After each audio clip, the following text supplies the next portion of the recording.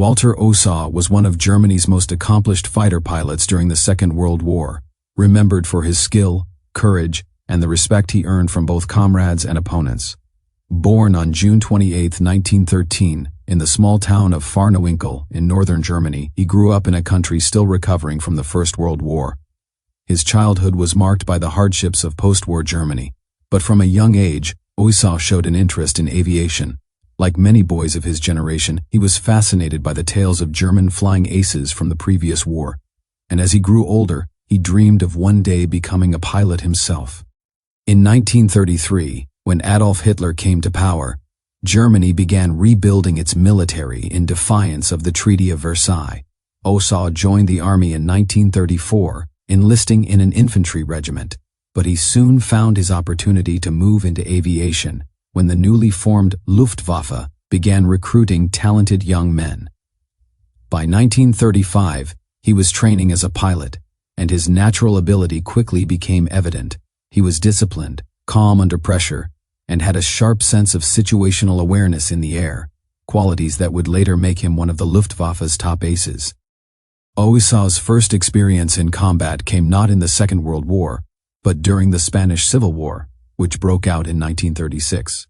Germany sent the Condor Legion to support General Francisco Franco's nationalist forces, and Oesau volunteered to serve as part of it. He was assigned to a fighter unit flying the Messerschmitt Bf 109, a modern and powerful aircraft for its time. In Spain, Oesau learned the art of aerial combat, flying missions against Soviet-supplied aircraft used by the Republican side. He proved to be a highly capable fighter pilot, credited with shooting down several enemy planes. The experience hardened him and gave him the practical combat skills he would later use to devastating effect during World War II. By the time he returned to Germany, he had earned both experience and recognition, which set the stage for his rapid rise in the Luftwaffe. When the Second World War began in September 1939, Oesau was an experienced combat pilot, already seen as part of the Luftwaffe's elite. He flew missions during the invasion of Poland, though the short campaign offered limited opportunities for air combat. It was in the skies over Western Europe, during the invasions of France and the Low Countries in 1940, that Oesau began to make his mark as one of Germany's leading aces. Flying with Jägerschwader 51, he took part in intense aerial battles against the French and British air forces. His skill and aggression soon earned him victories, and his reputation among fellow pilots grew quickly. Oesau was known for his calm focus in combat and his ability to lead by example. He was not reckless but precise, attacking only when he saw a clear opportunity, and his success rate reflected that approach. During the Battle of France, Oesau's score of aerial victories began to rise sharply. His leadership abilities also caught the attention of his superiors, and he was promoted to higher command responsibilities within his unit. When France fell and the Luftwaffe turned its attention to Britain, Oesau became one of the key figures in the Battle of Britain. Flying his Bf 109, he engaged British Spitfires and Hurricanes over the English Channel and southern England in some of the most intense dogfights of the war. He often led from the front, personally taking part in missions rather than remaining at base. By late 1940, he had achieved more than 20 confirmed aerial victories, earning him the Knight's Cross of the Iron Cross, one of Germany's highest military honors. As the war expanded, so did Oesau's fame. In early 1941, he was appointed Gruppenkommandeur, or Group Commander, of 3rd, JG3, and under his leadership, the group became one of the Luftwaffe's most successful fighter formations. Oesau continued flying and adding to his victory total. He had a reputation for caring deeply about the men under his command, often taking time to mentor younger pilots. At the same time, he was demanding and expected the highest standards. He disliked unnecessary bravado and focused on discipline and teamwork, believing that survival in combat depended on it. When Germany invaded the Soviet Union in June 1941, Oesau's unit was transferred to the Eastern Front. There, he encountered a new kind of air war. The sheer scale of the battles was unlike anything seen in the West, and the Soviet Air Force initially struggled against the experienced German pilots.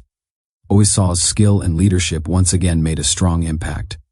Within weeks, his victory count began to rise dramatically. He quickly reached 80 confirmed kills, earning him further decorations and promotion.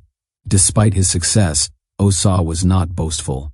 He saw the growing number of victories as a measure of experience rather than glory, and he often downplayed his achievements in front of others. To him, it was simply his duty to perform his role as best as he could.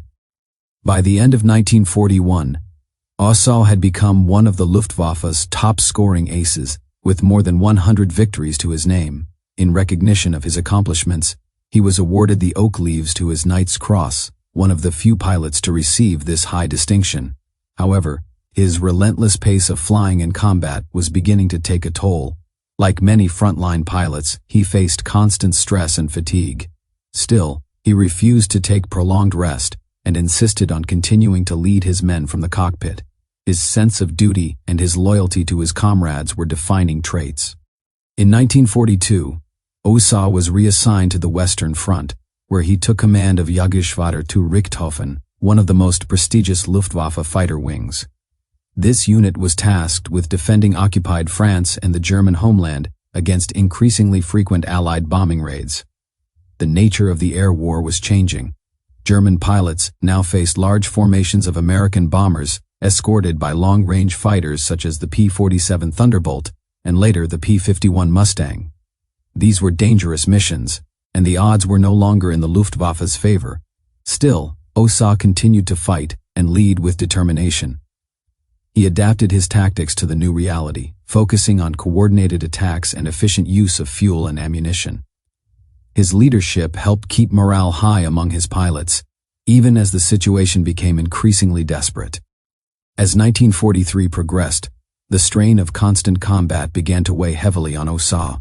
He had surpassed 100 victories and was now among the few German pilots to achieve such a score.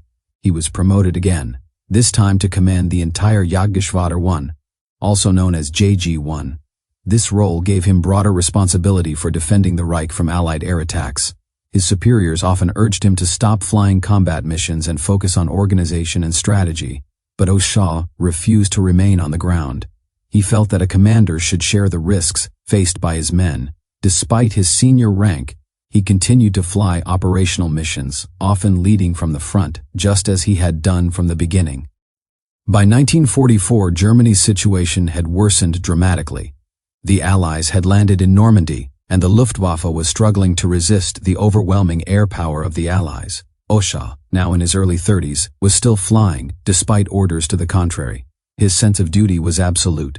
On May 11, 1944, while flying near Stendal in Germany, he took off to intercept a formation of American bombers, escorted by P-38 Lightnings from the U.S. 8th Air Force. Although he was suffering from exhaustion and illness, he insisted on leading the mission himself. In the ensuing battle, his aircraft was shot down, and he was killed. He was only 30 years old. Walter Oesau's death was deeply felt throughout the Luftwaffe. He had become one of the service's most respected and admired leaders, not just for his combat record, but for his character and leadership. He had scored 127 confirmed victories in more than 300 combat missions, making him one of the top German aces of the war. Yet those who served with him often remembered him less for the number of aircraft he destroyed, and more for his calmness, professionalism, and courage. He led by example, cared for his men, and embodied the spirit of a fighter pilot who placed duty above all else. After his death, Oesau was posthumously promoted to the rank of Oberst, or Colonel. His legacy continued to be honored within the Luftwaffe, and Jagdgeschwader 1 was later given the honorary title Oesau in recognition of his contributions. Even among his enemies, he earned a level of respect uncommon in such a brutal conflict. Allied pilots who faced him in the air described him as a formidable opponent, skilled and disciplined, never needlessly cruel or reckless. Thanks for watching.